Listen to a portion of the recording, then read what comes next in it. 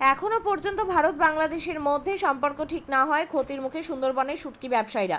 দক্ষিণ চব্বিশ পরগনা জেলার সুন্দরবনের উপকূলীয়বর্তী এলাকা কাকদ্বীপ, ফ্রেজারগঞ্জ, পাথর প্রতিমা অধিকাংশ মৎস্যজীবী যারা সারা বছর সংসার প্রতিপালনের জন্য কেউ গভীর সমুদ্রে মাছ ধরে, কেউ আবার ছোট নদীতে মাছ ধরে।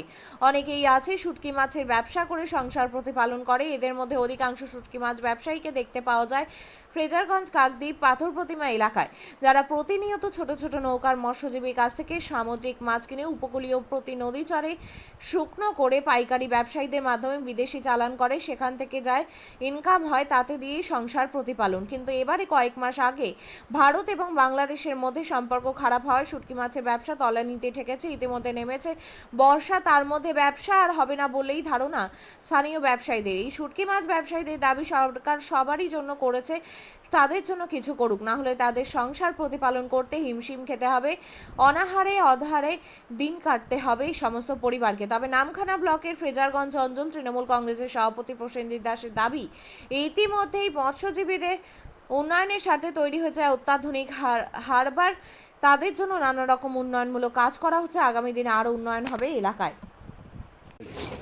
যেখানে শুটকি মাছের ব্যবসাটা চলে, বর্ষাকাল এসে যেমন ক্ষতিগ্রস্ত হচ্ছে, তেমনি মনে করা হচ্ছে বাংলাদেশের সঙ্গে আমাদের যে সম্পর্কটা যে খারাপ হলো, রাজ্যের বলো রানের বলো, তার জন্য এই ব্যবসার ক্ষতি হয়েছে। কি বলবো, আমাদের এখানে যে শুটকি মাছের ব্যবসাটা হয়, যেটা আমাদের হারবার থেকে আমাদের বালিয়াড়াতে একটা শুটকি মাছের ব্যবসা হয়, শীতকালীন 4-5 মাস ধরে চলে। আমাদের এটা টোটালটা হচ্ছে আমাদের বেশিরভাগ আমানকার এখানকার স্থানীয় এবং কাকদ্বীপের বেশ কিছু মৎস্যজীবীরা এখানে কিন্তু শুটকি মাছের জন্য আসে। আমাদের এখানে দুটো পয়েন্ট আছে, একটা হচ্ছে বালিয়াড়াতে আছে আর একটা হচ্ছে আমাদের কালিস্তানে রয়েছে। এখানে প্রচুর মানুষ, আমাদের এই এলাকার প্রচুর মানুষও এই কাজের সঙ্গে যুক্ত, বিশেষ করে আমাদের মায়েরা এই শুটকি মাছের কাজের সঙ্গে যুক্ত। এবং এখান থেকে যে সমস্ত শুটকি মাছগুলো যিনারা ব্যবসায়ের যেটা সমস্যা হয়েছে, সেই সমস্যাটা নিয়ে হয়তো একটু অসুবিধা হচ্ছে, কিন্তু ব্যবসায়ীর লাইনে ওনাদের কিন্তু প্রায় যোগাযোগ এবং সমস্ত কিছুগুলো প্রায় কিন্তু ঠিক রয়েছে। কারণ ওনারা যে গত বছর ব্যবসা করে গেছে, তাতে কোনো সমস্যা হয়নি।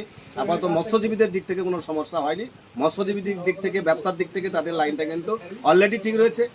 সেই কারণে আবার এবছরও মৎস্যজীবীরা এখানে আসবেন, শুটকি ব্যবসা করবেন, তারা প্রতি বছর করে এবং এবছরও করবেন। এখানে বাংলাদেশের সঙ্গে ওনাদের যে টাই আপ রয়েছে, সেটা কিন্তু মৎস্যজীবী শুটকি মাছের ব্যবসা করেন প্রতিবারে, বর্তমান ব্যবসা কেমন চলছে? হচ্ছে ব্যবসা এখন খুব খারাপ।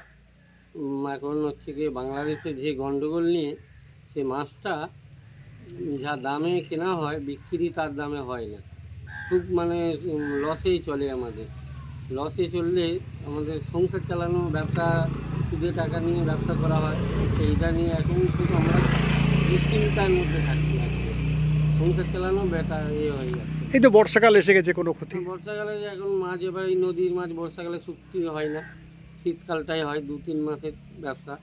এই ব্যবসাটা নিয়ে বাংলাদেশে মানে বাজারটা আমরা পাই, মানে এবছর আর পাননি? না না, আর এখানে বাজার ভালো না, এখানে চলে না অতটা।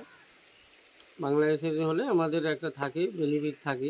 এটার উচিত আমাদের দিকে দেখলে আমাদের ব্যবসাটা চলতে পারে। আরও আমাদের পিছনে আরও কয়েকশো মানুষ কাজ করে, শুকানো এইগুলো। মধ্যে আপনাদের এলাকায় নামখানা এবং ফ্রেজারগঞ্জে শুটকি মাছের ব্যবসা চলছে, ব্যবসায়ীরা বলছে তারা এখন লসের মুখে চলছেন, কি বলবেন এই বিষয়ে? হ্যাঁ, গত বছরই আমাদের ব্যবসাতে ভীষণ পরিমাণে লস হয়েছে। আমার নাম দীপক কুমার দাস, আমি HM কোম্পানির ম্যানেজার।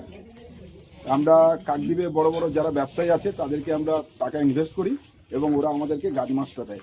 কি কারণে লস হচ্ছে? এই যুদ্ধ লাগার কারণেই কি শুটকি মাছের ব্যবসাটায় লসে? যুদ্ধটা নিয়ে ফ্যাক্ট নয়, অ্যাকচুয়ালি মাছ নদীতে সমুদ্রে যে শুটকি মাছের ব্যবসা যিনারা করছেন বা বিগত দিন থেকে করে এসেছিলেন, বর্তমান দিনে যে সমস্ত মৎস্যজীবীরা একটা ছাঁদি জাল পাওয়া যাচ্ছে, যে ছাঁদি জালে লাল পাতা এবং বংলা মাছ ধরে নিচ্ছে, যার ফলে সাভারের বেউতি জালের মাছের খুব সমস্যা হচ্ছে এবং সেখানে ব্যবসায়ীরা খুব লস খাচ্ছে। আর আমরা এই ব্যবসাটা শুধু লালগঞ্জ, কালিস্তান, বালিয়াড়াতে আমরা 3 জায়গায় নয়, আমাদের ব্যবসাটা কাকদ্বীপে হয়, জুনপুর, দীঘা, পেটুয়া। হচ্ছে আমাদের এই যে শুটকি মাছের যে কারবারটা, আগে অনেক মাছের অনেক পরিমাণ বেশি ছিল, এখন মাছ তত হচ্ছে না। তার জন্য এত শুটকি মাছের দাম, এত কাঁচা মাছের দামের জন্য আমরাও মাছ কিনে শুকাতে পারছি না। অতএব বিশেষ করে এখন মাছের যা মূল্য আমরা টেক আপ দিতে পারছি না, এবং এখন মাছ পাওয়া দুষ্কর। আমাদের এইটাই রোজ রোজগার করে চলে, কিন্তু এখন তো মাছ পাচ্ছি না, ব্যবসা করতে পারছি না। এই যে ভারত আর বাংলাদেশের মধ্যে যে সমস্যা হলো, তার জন্য কি ব্যবসাটা নষ্ট হয়েছে? তারের জন্য ব্যবসা নষ্ট হয়েছে ঠিক, কিন্তু গন্ডগোল মারামারি যদি হয়, বিদেশে মাছ তো পাঠাতে পারছি না। বিজনেসে মাছটা পাঠাবো কোথা থেকে? যদি সব জায়গায় গন্ডগোল হয়, এরকম যেন মাছ পাঠাতে পারছি না। কিভাবে চলছে আপনাদের তাহলে এই ব্যবসা? এখন ব্যবসা ভালো চলছে না, এখন ব্যবসা খুব ভালো চলছে। কি চাইছেন আপনারা? চাইছি কিছু অন্য কিছু সরকার যদি চিন্তাধারা করে আমাদের এখানে কিছু ব্যবসা করার জন্য কোনো যদি সুযোগ সুবিধা করে দেয়, তাই না আমরা কিছু করে খেতে পারবো। আচ্ছা, এখনো দেখছি শুকো মাছ রয়েছে অল্প করে, বেচাকেনা হচ্ছে? তত ভালো হচ্ছে এছাড়া কোথাও স্টক রয়েছে আপনার? না। না না, আর কোনো টক নেই। মাছ নদীতে মাছ নেই, অতিরিক্ত মাছের দামের জন্য তো মাছ টেক আপ দিতে পারছি না। আমরা যে কিনবো এখন কাঁচা লোটে হয় না, মোটামুটি খুব কষ্টের মধ্যে আমরা মাছ ধরে এনে আমরা শুকোই। হ্যাঁ, সেই শুকনো মাছের দাম মোটামুটি খুব ভালো পাই না। হ্যাঁ, তেলের পয়সাও শর্ট পড়ে যায়। তবু আমাদের তো এইটা জীবিকা, আমাদেরকে তো এই জীবিকা নির্বাহ করে খেতে হয়। আমরা খুব কষ্টের মধ্যেও আছি। আপনাদের কি হলে সুবিধা হতো? আমাদের একটু যদি একটু দিত, মানে সাবসিডি দিত, তেলটা একটু কম দাম করতো। তারপরে আমাদের মাছ ধরার জাল টালগুলো যদি একটু সহযোগিতা করে একটু মেরিন থেকে দিয়ে দিত, তাহলে আমাদের সুবিধা হতো। ঠিক আছে, আপনারা কি সরকার কাছে আবেদন করবেন? আবেদনও করেছি, অনেকবার করেছি, কোনো লাভ হয়নি। কোনো লাভ হয়নি। আপনার নাম? আমার নাম গুরুকুল ঢালি, বাড়ি ফেজারগঞ্জ পোস্টাল। আপনিও কি মুরগি প্রতিপালন করে আর্থিক লাভের মুখ দেখতে চান? হরেক রকম প্রজাতির মুরগির শাবক লালন পালন করে বিক্রয় করে লাভবান হতে পারবেন খুব সহজেই। তাহলে আর চিন্তা নেই, আপনার জন্য প্রচেষ্টা নিয়ে এসেছে সেই সুযোগ। একই ফার্মে হরেক রকম প্রজাতির মুরগি পেয়ে যাবেন এখানে রয়েছে করকনাথ মুরগি, এছাড়াও আছে গিনি, ফ্রিগেল, টার্কি দেশি, এছাড়াও কোয়েল মুরগির শাবক। পাইকারি এবং খুচরো বিক্রয় করা হয়।